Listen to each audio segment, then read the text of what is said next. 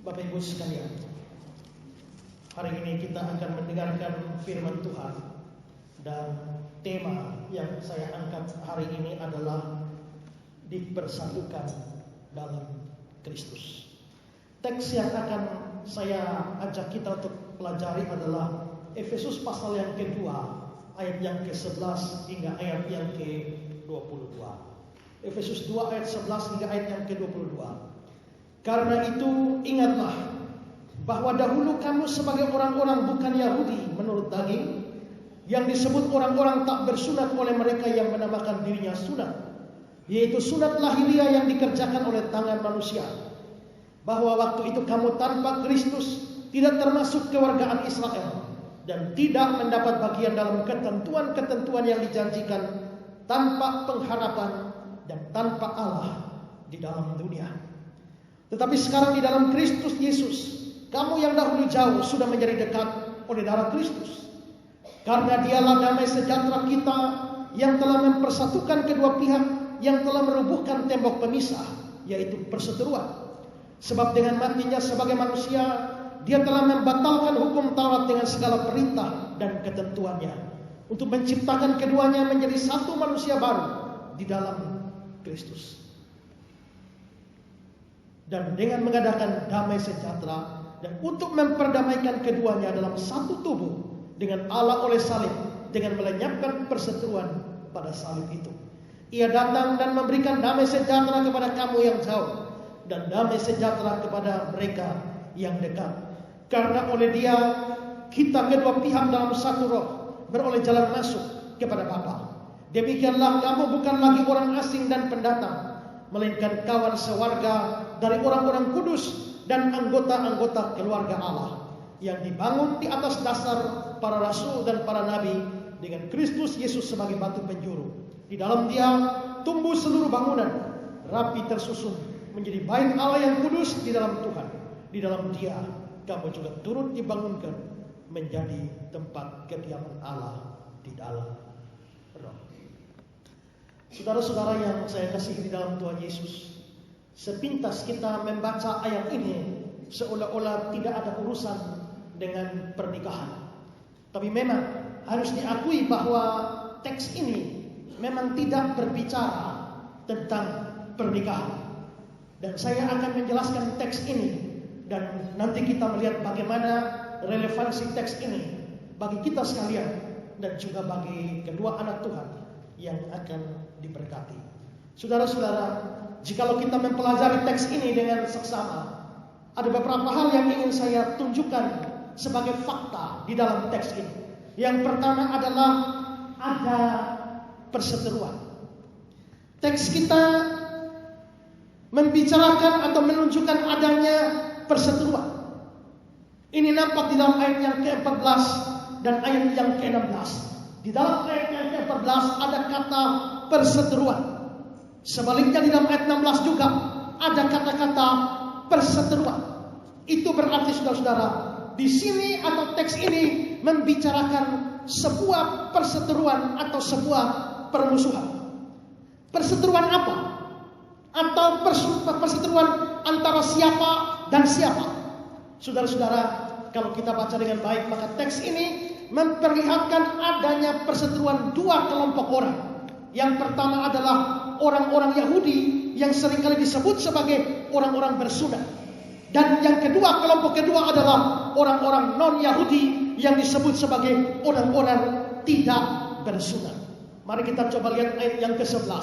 Dalam ayat 11 dikatakan, karena itu ingatlah bahwa dahulu kamu sebagai orang-orang bukan Yahudi menurut daging. Ini kelompok pertama, orang-orang bukan Yahudi. Orang-orang ini disebut sebagai orang-orang yang tak bersunat oleh mereka yang menamakan dirinya sunat. Ini adalah grup kedua. Berarti ada dua kelompok orang yang dibicarakan di sini. Yang pertama adalah orang Yahudi, dan yang kedua adalah orang bukan Yahudi. Dua kelompok ini, Yahudi dan bukan Yahudi, mereka hidup dalam sebuah perseteruan. Dan saudara-saudara, orang Yahudi boleh dibilang sebagai suatu bangsa yang merasa diri begitu eksklusif di dalam dunia ini, dan memandang orang-orang non-Yahudi sebagai orang-orang yang sama sekali tidak berharga. Saudara-saudara, di dalam pandangan orang Yahudi, orang-orang non-Yahudi atau selain bangsa Israel itu dianggap seperti binatang. Dan ini kita bisa lihat dari gambaran yang Tuhan Yesus angkat ketika dia bicara dengan seorang perempuan kafir di dalam Matius 15 ayat yang ke-26. Matius 15 ayat 26 berkata, tetapi Yesus menjawab, tidak patut mengambil roti yang disediakan bagi anak-anak dan melemparkannya kepada anjing. Anjing ini adalah sebutan yang dipakai untuk orang non-Yahudi. Karena itu Yesus meminjam gambaran untuk orang non-Yahudi pada waktu itu.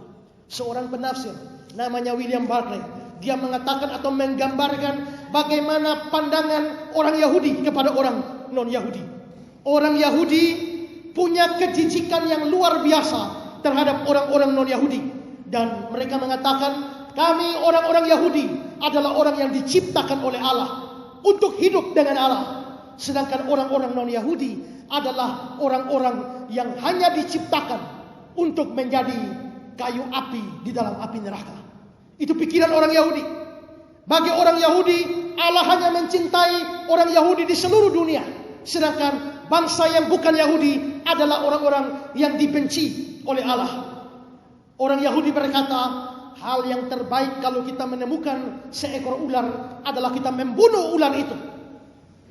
Dan hal yang terbaik yang harus kita lakukan kepada orang bukan Yahudi adalah membunuh orang bukan Yahudi itu. Jikalau ada perempuan non-Yahudi yang melahirkan, maka seorang Yahudi dilarang untuk menolong. Sekalipun perempuan non-Yahudi itu lagi sakit melahirkan, seorang Yahudi tidak boleh menolong perempuan non-Yahudi. Kenapa? Karena mereka anggap, saudara-saudara, orang non-Yahudi adalah orang yang dibenci oleh Allah. Menolong seorang perempuan non-Yahudi melahirkan sama dengan memasukkan tambah orang kafir di dalam dunia ini. Dan karena itu mereka tidak mau menolong sama sekali. Kalau sampai ada orang Yahudi kawin dengan orang non-Yahudi, maka saudara-saudara, misalnya laki-laki Yahudi kawin dengan perempuan non-Yahudi, maka pihak keluarga laki-laki itu mengadakan upacara penguburan untuk laki-laki itu. Kenapa? Dia dianggap sudah mati gara-gara kawin dengan orang non-Yahudi. Orang Yahudi dilarang injak kaki di dalam rumah orang non-Yahudi, apalagi makan di dalam rumah orang non-Yahudi. Itu sesuatu yang dianggap najis sama sekali. Dan saudara-saudara, di dalam bait Allah ada tembok pemisah antara orang Yahudi dan orang non-Yahudi. Ada satu tembok di bait Allah di mana orang non-Yahudi tidak boleh melewati tembok itu. Di situ ada tulisan, pelanggar akan hal ini dihukum mati. Jadi kalau orang non-Yahudi berani lewat ke tempat orang Yahudi di bait Allah, hukumannya adalah hukuman mati. Jadi saudara lihat bahwa memang antara orang Yahudi dan orang non-Yahudi ini ada perseteruan yang telah berjalan ribuan tahun. Di dalam hubungan dengan Tuhan Allah, orang Yahudi anggap mereka adalah orang yang dekat dengan Tuhan Allah. Sedangkan orang-orang non-Yahudi adalah orang yang jauh dari Tuhan Allah. Dan karena itu saudara-saudara, maka di dalam ayat yang ke-17, Paulus mengatakan, dia datang memberikan damai sejahtera kepada kamu yang jauh dan damai sejahtera kepada kamu yang dekat. Yang jauh ini adalah orang non-Yahudi, sedangkan yang dekat ini adalah orang-orang Yahudi. Jadi orang Yahudi anggap mereka orang dekat Allah, sedangkan orang-orang non-Yahudi adalah orang yang jauh dari Tuhan Allah. Sekalipun demikian saudara-saudara, di dalam pandangan Allah, kedua-duanya sama-sama adalah musuh dari Tuhan Allah, dan karenanya perlu diperdamaikan dengan Tuhan Allah. Dalam ayat 16 dikatakan, dan untuk memperdamaikan keduanya berarti orang Yahudi dan orang non-Yahudi. Untuk memperdamaikan keduanya dengan Allah, itu berarti orang non-Yahudi yang jauh perlu berdamai dengan Tuhan Allah. Tapi orang Yahudi yang merasa dekat juga perlu berdamai dengan Tuhan Allah. Jauh atau dekat, merasa diri jauh atau dekat, dua-dua adalah musuh Allah yang perlu diperdamaikan dengan Allah. Itu berarti Allah tidak membedakan orang, baik orang Yahudi maupun non-Yahudi, semua adalah orang berdosa, dan dengan demikian adalah musuh Allah. Ingat, sewaktu manusia jatuh ke dalam dosa, perseteruan antara manusia dan Allah yang Maha Suci dimulai. Allah mengusir manusia dari Taman Eden. Perseteruan manusia dan Allah dimulai. Tapi setelah perseteruan itu, perseteruan antara sesama manusia dimulai. Sebelum kejatuhan dalam dosa, Adam dan Hawa sama sekali tidak diceritakan mereka bertengkar. Tapi begitu kejatuhan jatuh dalam dosa, Adam lalu menuding Hawa. Hawa lalu menuding ular dan sebagainya, saling mempersalahkan. Sudah mulai hubungan antar manusia mulai rusak, mulai ada perseteruan antar manusia dan manusia. Setelah perseteruan antara manusia dan Allah terjadi.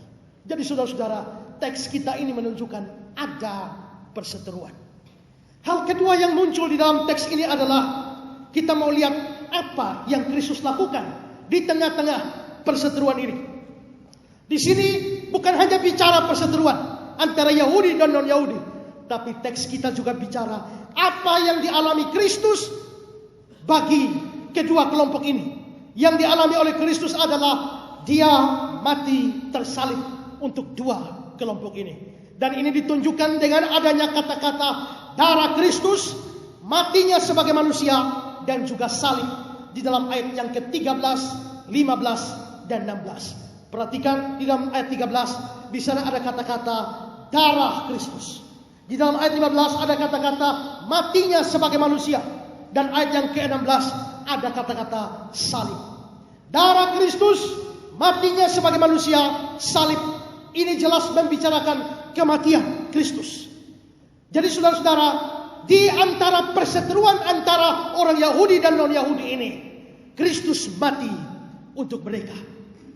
Lalu apa tujuan kematian Kristus di kayu salib? Tujuannya adalah membereskan dosa yang menjadi sumber perpecahan. Membereskan dosa yang menjadi sumber perseteruan. Tadi saya katakan bahwa baik Yahudi maupun non-Yahudi sedang berseteru dengan Allah. Berarti hubungan dengan Tuhan Allah sedang tidak beres. Tapi Yahudi dan non-Yahudi juga sementara berseteru. Berarti hubungan dengan sesama juga tidak beres. Kematian Kristus untuk membereskan dua hal ini. Pertama saudara-saudara, perseteruan manusia dengan Allah dilenyapkan melalui kematian Kristus. Bahwa perseteruan orang Yahudi dan non-Yahudi dengan Allah dilenyapkan terlihat dari ayat 13, 16 dan 18. Perhatikan ayat 13. Tetapi sekarang di dalam Kristus Yesus kamu yang dulu jauh sudah menjadi dekat. Kamu yang dulu jauh dari Allah sekarang sudah menjadi dekat oleh darah Kristus. Ayat 16. Dan untuk memperdamaikan keduanya dengan Allah oleh salib. Tadi duanya berseteru, musuh Allah. Sekarang diperdamaikan dengan Allah. Dengan melenyapkan perseteruan pada salib itu. Di salib Kristuslah perseteruan manusia dengan Allah dibereskan. Ayat 18. Karena oleh dia kedua pihak dalam satu roh beroleh jalan masuk kepada Bapa. Sebelumnya manusia tidak punya jalan masuk kepada Bapa. Allah terpisah dari manusia dan manusia terpisah dari Allah. Tapi dengan kematian Kristus, manusia beroleh jalan masuk kepada Allah. Nah, saudara-saudara, itu berarti kematian Kristus itu untuk membereskan perseteruan antara manusia dengan Allah.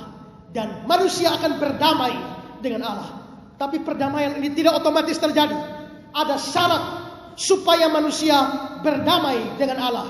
Dan syaratnya adalah iman kepada Kristus. Itulah sebabnya ayat 13 berkata, tetapi sekarang di dalam Kristus Yesus. Berarti perdamaian dengan Allah hanya mungkin terjadi di dalam Kristus Yesus. Di luar Kristus tidak ada perdamaian dengan Allah. Di luar Kristus semua orang adalah musuh Allah. Di luar Kristus semua orang adalah seteru Allah. Itulah sebabnya kekristenan percaya siapapun yang percaya pada Yesus diperdamaikan dengan Allah. Tapi semua orang yang tidak percaya dari berbagai kalangan, dari berbagai agama, termasuk di dalam agama Kristen, jikalau mereka tidak beriman kepada Kristus, mereka musuh Allah dan tidak diperdamaikan dengan Allah. Berarti kematian Kristus membereskan perseteruan antara manusia dengan Allah. Tapi yang kedua, saudara, perseteruan orang Yahudi dengan orang non-Yahudi pun dirobohkan. Tembok yang memisah antara orang Yahudi dan non-Yahudi selama ribuan tahun juga dirobohkan melalui kematian Kristus. Di dalam ayat 14 dan 15 dikatakan begini. Karena dialah damai sejahtera kita yang telah mempersatukan kedua pihak. Berarti pihak Yahudi dan pihak non-Yahudi. Dan yang telah merubuhkan tembok pemisah, yaitu perseteruan. Yahudi dan non-Yahudi berseteru, tapi kematian Kristus merobohkan tembok itu. Ayat 15. Sebab dengan matinya sebagai manusia, dia telah membatalkan hukum Taurat dengan segala perintah dan ketentuannya untuk menciptakan keduanya. Keduanya ini adalah Yahudi dan non-Yahudi menjadi satu manusia baru di dalam dirinya, dan dengan itu mengadakan damai sejahtera. Tapi saudara-saudara, syaratnya sama. Jikalau tadi perdamaian dengan Allah terjadi, syaratnya adalah iman kepada Kristus. Maka di sini perdamaian antara Yahudi dan non-Yahudi ada syaratnya juga, dan syaratnya juga sama, yaitu dua belah pihak ini harus percaya kepada Kristus. Jikalau orang Yahudi tidak percaya pada Kristus, orang non-Yahudi tidak percaya pada Kristus, mereka tidak mungkin bersatu. Tembok pemisah itu tetap ada. Jikalau hanya Yahudi yang percaya Kristus, sedangkan non-Yahudi tidak, tembok pemisah tidak roboh.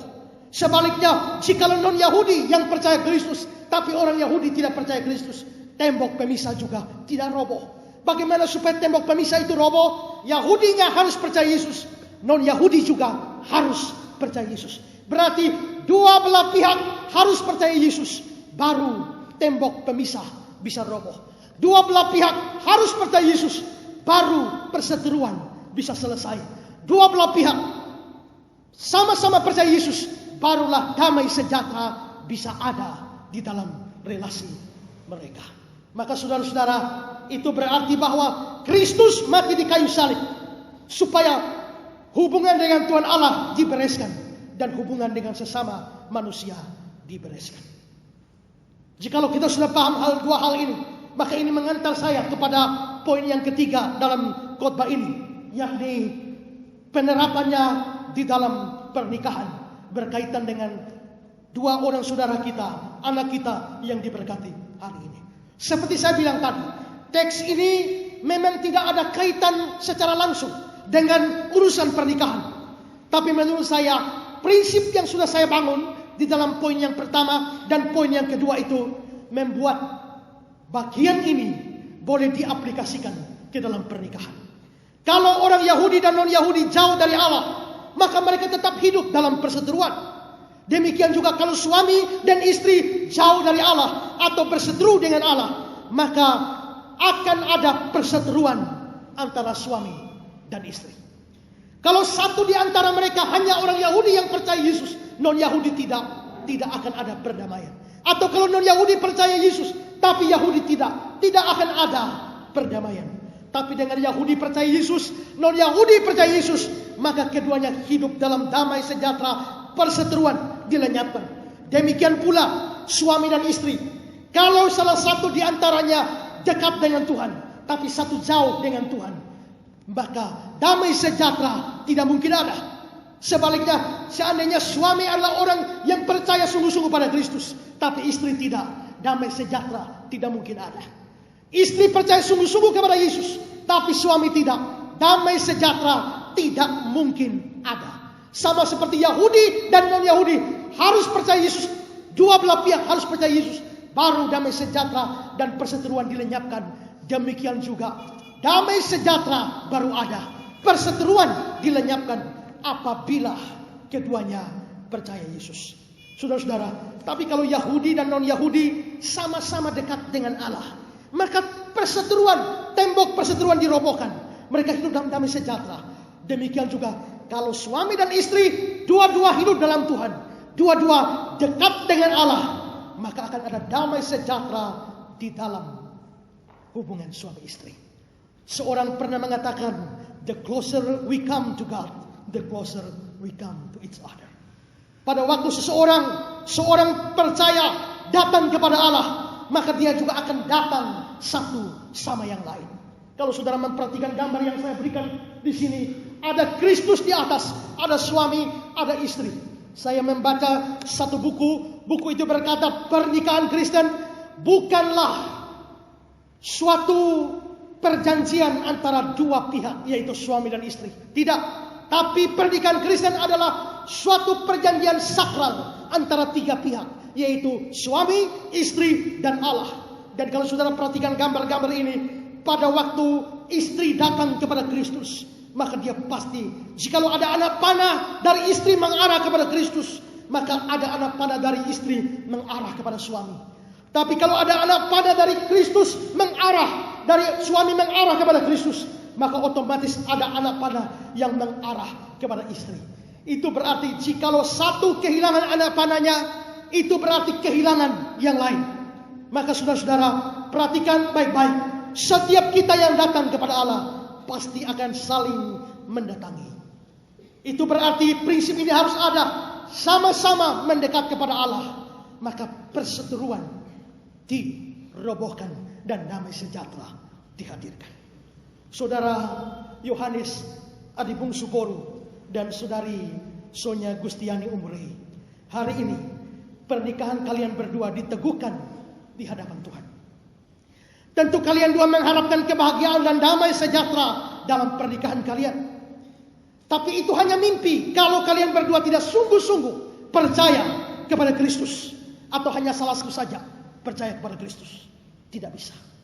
Itu hanya mimpi kalau salah satu di antara saudara dekat dengan Tuhan, tapi satu tidak. Apalagi dua-dua jauh dari Tuhan. Kebahagiaan hanya mungkin bagi saudara berdua apabila saudara berdua dekat dengan Tuhan. Apabila saudara Yohanes Adi Bungsu Boru datang kepada Tuhan, Sonia Gustiani Umure datang kepada Tuhan, maka otomatis ada tercipta saling mendatangi antara satu dengan yang lain. Saudara-saudara, ingat, di dalam bahasa Alkitab menyebut orang-orang yang percaya kepada Kristus sebagai anak-anak terang. Dalam Efesus 5 ayat 8, memang dahulu kamu adalah kegelapan. Waktu kamu belum percaya Yesus, kamu kegelapan. Tapi sekarang setelah kamu percaya Yesus, kamu adalah terang di dalam Tuhan. Sebab itu hiduplah sebagai anak-anak terang. Berarti yang percaya Yesus oleh Alkitab disebut anak terang. Yang tidak percaya Yesus anak kegelapan. Itu berarti yang tidak percaya Yesus anak gelap, yang percaya Yesus anak terang. Dan kalau salah satu di antara saudara belum sungguh-sungguh percaya Yesus, yang satu sudah, berarti yang satu terang dan yang satu gelap. Kalau saudara berdua satunya terang, satunya gelap, jangan mengharapkan damai sejahtera di dalam rumah tangga saudara.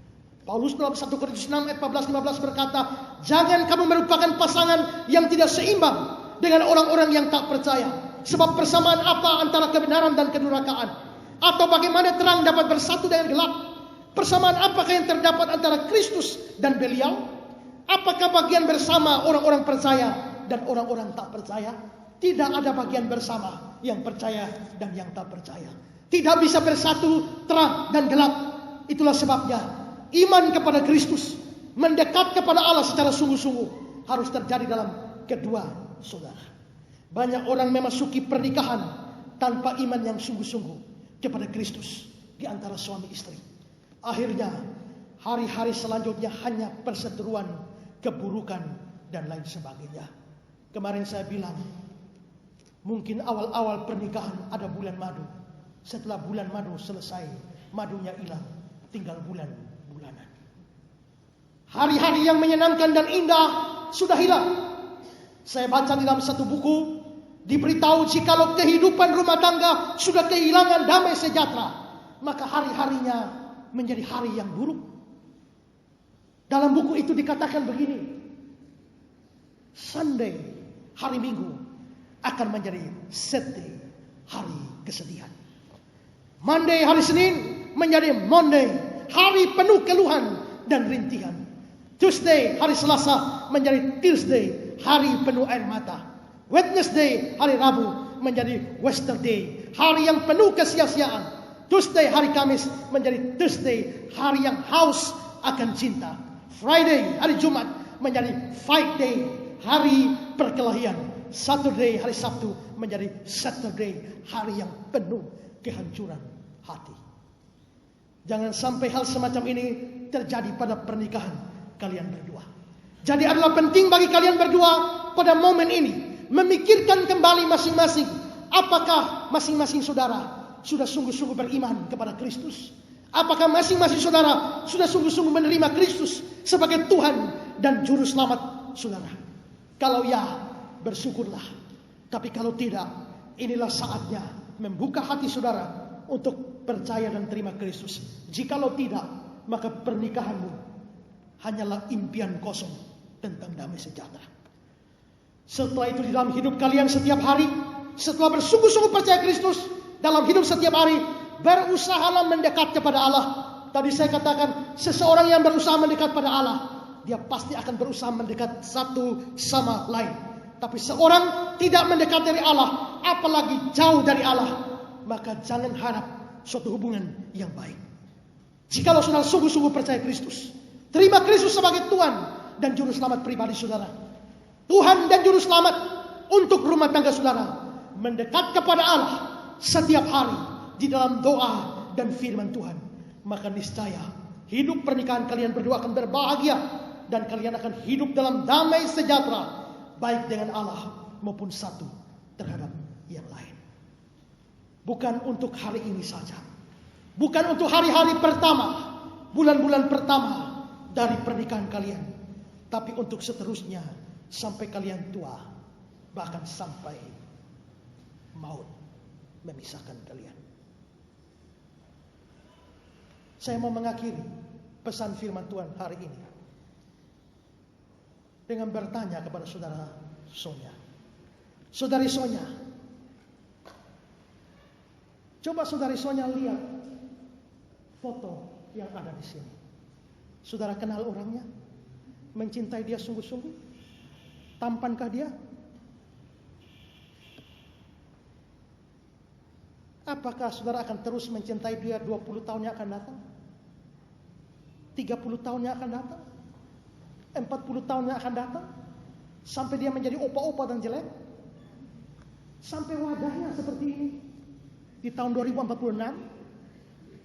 Masihkah saudara menerima dia?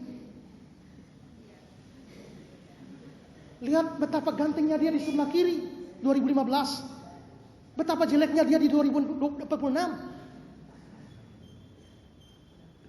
Tapi saudara Adi, kenalkah saudara dengan wanita ini? Cantik bukan? Mencintai dia 10 tahun akan datang, 20 tahun, sampai tahun 2046, sampai wajahnya model seperti ini. Masihkah saudara mencintai dia?